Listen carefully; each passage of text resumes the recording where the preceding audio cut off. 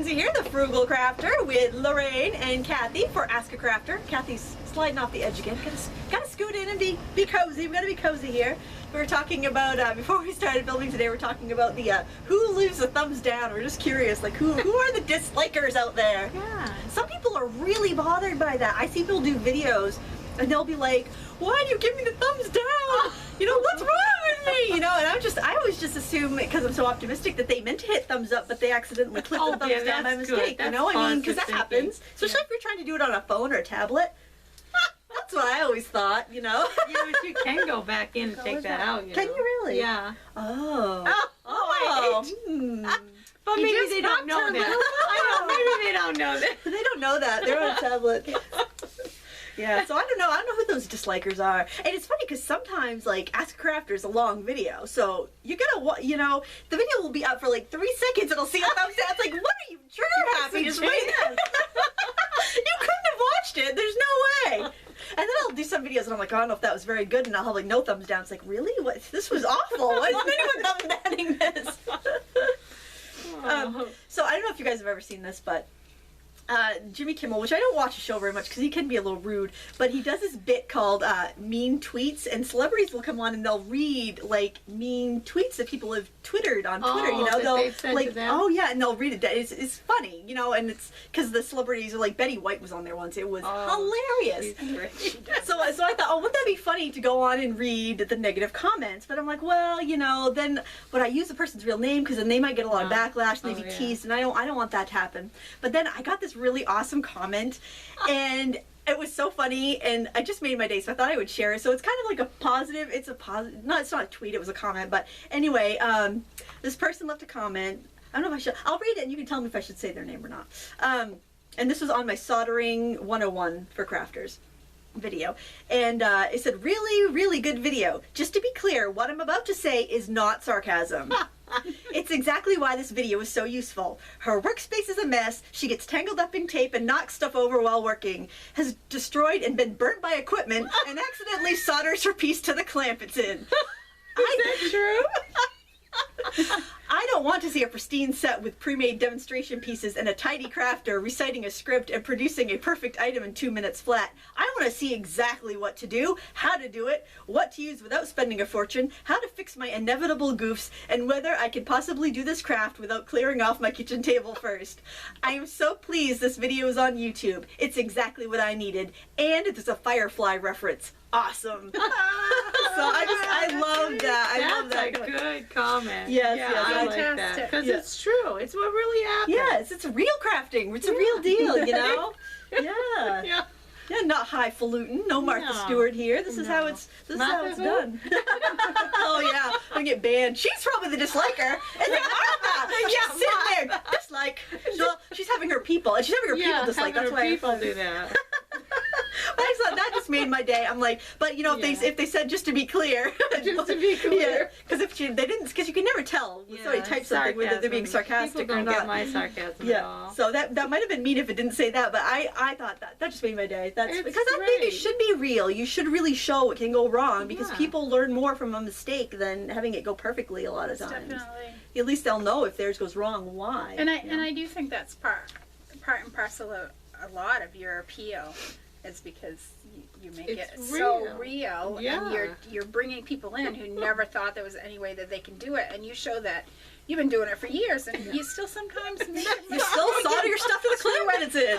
But you have no fear and you try, and that's almost how you have to do anything in your life, really. Yeah, right. Take that first step forward. And, and I've been sewing for years, and I still use a seam ripper occasionally, you know, or think about things and still sew the wrong pieces together, and you know, you can't be afraid of that.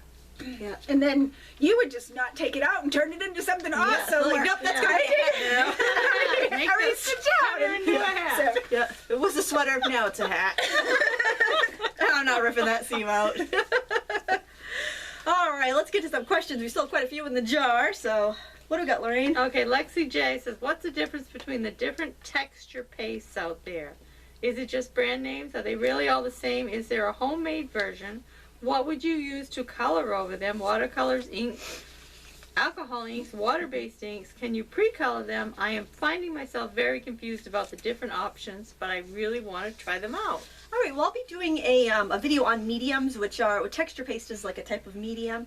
But actually, you can use paintable acrylic latex caulk from the hardware store, but that's not going to be, you could paint over it with acrylics, or you can tint it with acrylics while it's wet, but if you wanted to go over it with inks or watercolors, it's not going to stick. However, you could take like joint compound and glue and make one you could paint over, or you could add a little plaster of Paris into the latex caulking, and it would take a little bit of ink and watercolor as well. And there are some like I think the Ranger texture paste, you can like ink over it and the ink will stick. It must have like maybe like a paper base to it or something. So even like alcohol ink will stick. Oh, actually, to the acrylic? alcohol ink would. And then I'm wondering absolutely. about like the Perfect Pearls powder.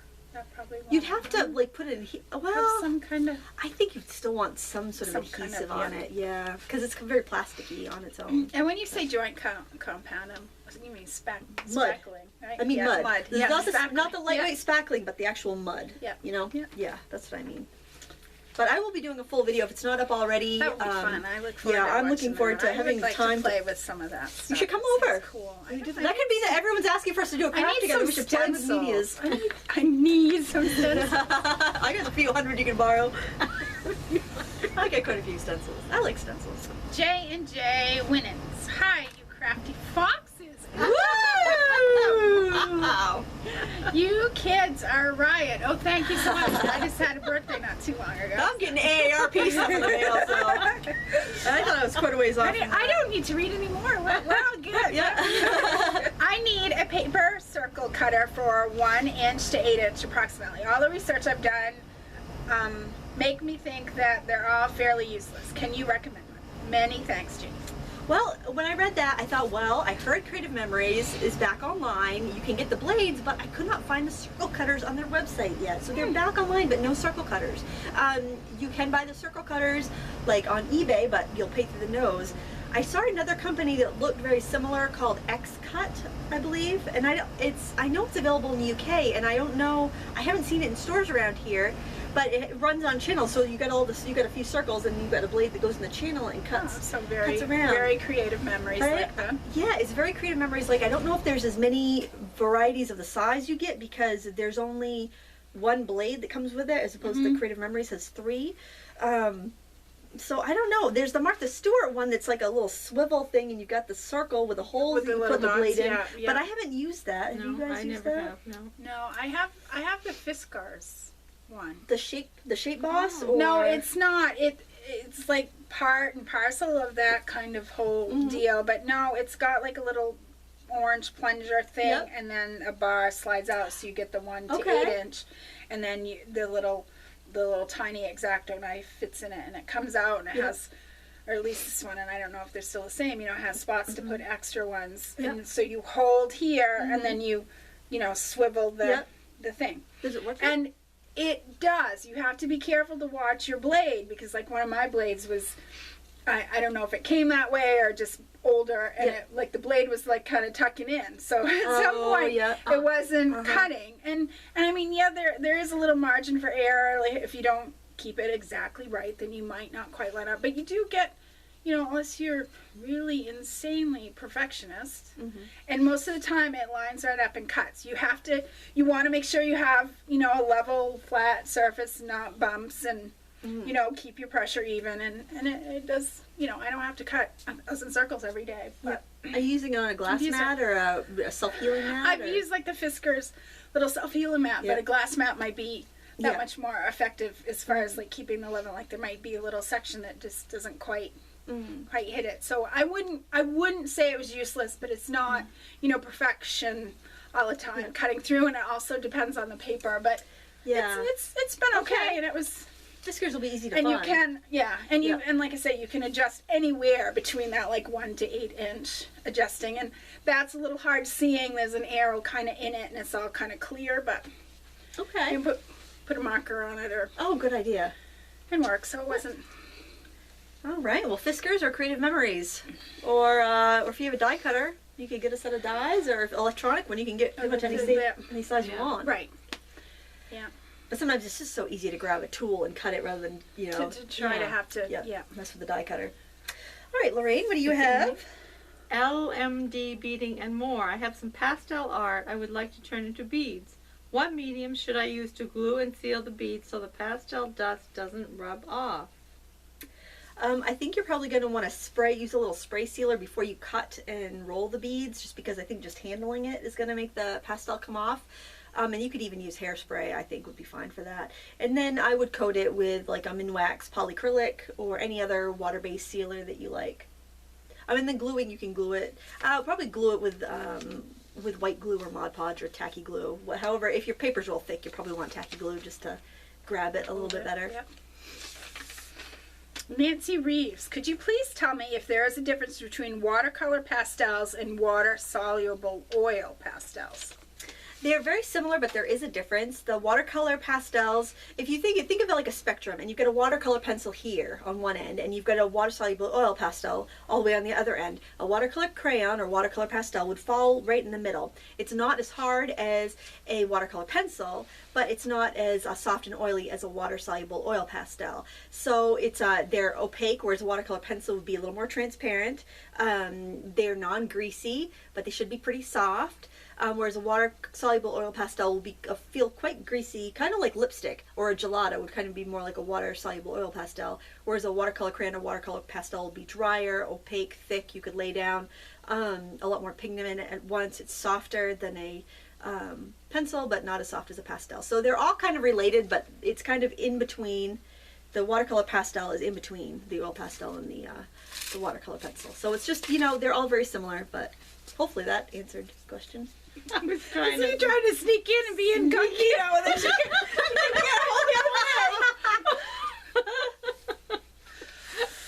Was that your question? Well, I'm just going to be incognito and look at the time because I started my stopwatch late. All right, there we go. Is it my turn? Go ahead. You're ready to go. Share with the class. Cardiff Crafter says, when you mention alcohol, could you use vodka? Or does it really have to be the alcohol you mentioned? Referring to denatured alcohol, I think. Yeah, I put that in parentheses because I think that's what he's talking about. I love it. Yeah.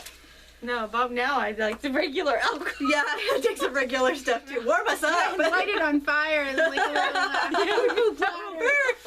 yeah, that sounds good. Well, I have heard of people using vodka in the craft room. Really? But, yeah, like for transfers and stuff, but denatured alcohol or ethanol, denatured alcohol is like ethanol, but it's got a poison in it so people don't drink it. That's 200 proof, and vodka is only like 80 proof, so it's not as strong. So I don't think it would like do the trick as far as like reducing your markers or anything like that. So denatured alcohol is very affordable. You can get it at the hardware store.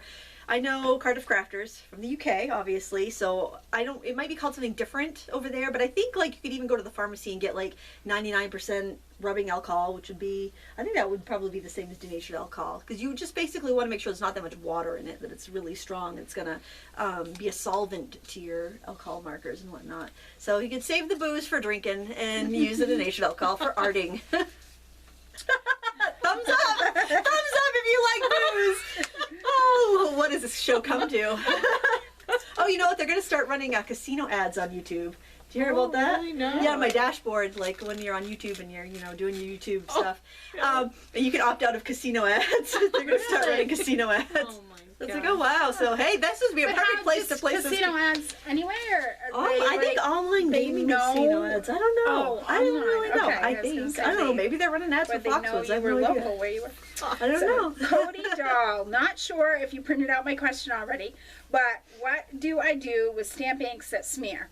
I bought some from Walmart and the brand is Studio G. The problem is when I stamp it, the ink smears even after 24 hours of drying.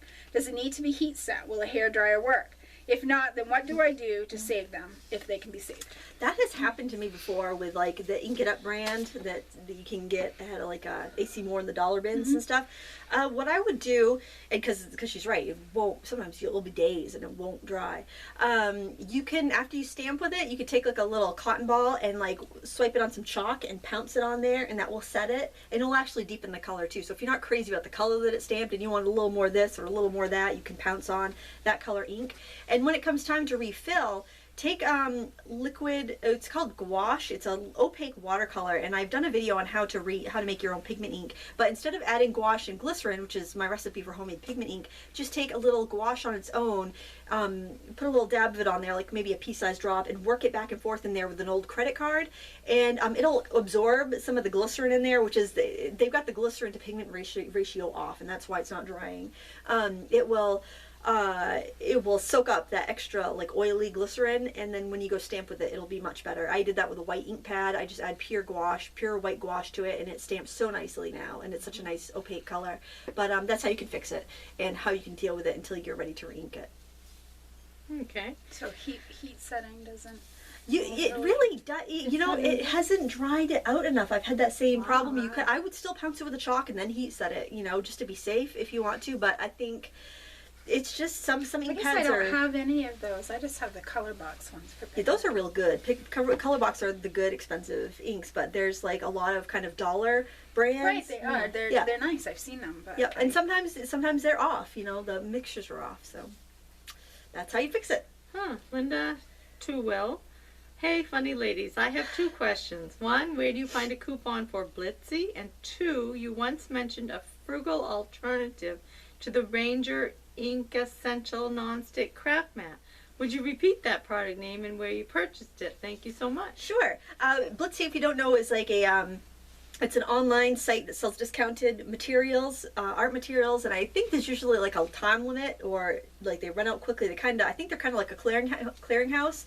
I did a quick search. Whenever I'm looking for a coupon code, I just search like the name and then coupon code, and usually retailmenot.com is the best spot for getting the coupon codes. They have really high success rate on them working, and you don't have to join, you don't have to sign up for anything. You can just, that's cool. I hate having to sign up for those sites, because then you'll keep getting emails and stuff. So I would go to Retail Me Not anytime I'm looking for a coupon code anywhere. I didn't see any for Blitzy because I did Google it just to see, and it could be because their prices are pretty low. They don't offer additional codes. You can always sign up for the mailing list, and probably if there's going to be a code, it will be shared that way. The oven, the mat that I was talking about, that's the alternative to the Ranger, is it's made by LTD Commodities, and it is an oven liner. If you go to, and also ABC Distributing is they're like the same people. Search nonstick oven mat LTD Commodities, and it will come right up. So it's great. You get 2 in a package for like $8, and it's as big as the Ranger ones. They're huge. They're awesome. Not that I've used it. It's still up there on that shelf in that little skinny box, all rolled up. But one of these days, boy oh boy, that puppy's coming out to play. Maybe both of them. I don't know. But they're fantastic. I'm just gonna look at the time and annoy my viewers. Oh look, we got 2 minutes. Palmetto Girl, 52. I'm sorry, I just had a comment in my head that I can't get out, so I can't. Thanks for the great videos. It's inappropriate. Sarcasm. Oh, now I'm curious. Can Spectrum markers and aqua markers be used on an acrylic stamp? I think it depends. Not the Spectrum Aquas, not the alcohol ones, but the Aquas. If it's a high quality photopolymer stamp, it should stick. If it's a cheap silicone stamp, it's going to beat up, just like with any other watercolor marker. You can lightly scuff your stamp with an emery board, and that will help it adhere. But with the clear stamps, sometimes it works, sometimes it doesn't. You know, but those markers will work just as well as any other watercolor marker for that. Do we have time for one more? We got time for one more if it's a quick one. Is it a quick one? Okay. Function of light 1. Lindsay, I'm wondering if you've seen the Misty stamping tool. If so, I was wondering if you could do it yourself version. Hey, I'm on the frugal bandwagon. Thank you. Oh boy.